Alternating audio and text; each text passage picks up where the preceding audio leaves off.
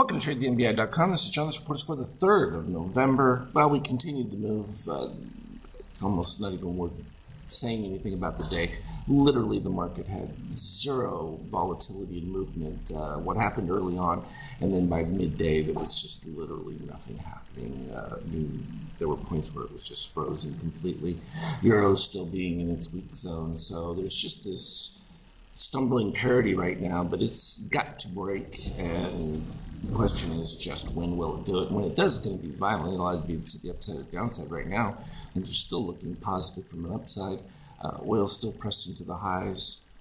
None of that's changed. Weakness still within bonds, so there's no continued upside after the big signal moves they had earlier. So if things stabilized, yeah. We had the continued push of Bitcoin, pushed higher and then started fading towards the end of the day. Putting in a sell right now. Intraday, 50K, nothing really moving at that particular stage. Just a matter of waiting for that NBI white to cross above before any sell comes in. And we just basically have stalled. So if we look at the intraday, all the move took place for the most part. Pre-market started it and it just slightly continued. And then we just kind of did a couple little soft dips.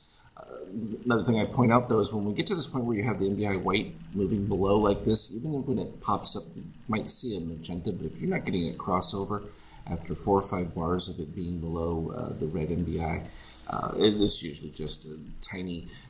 I play them once in a while for just a couple of points is all you're going to get from that, and you have to expect them to turn around as soon as the magenta moves back above, and you'll just continue from there, and it happened a couple other times, so from that standpoint, pretty much weak activity. I mean, it literally was horrible volume when you look at the start of the day, and this is being the total number of bars.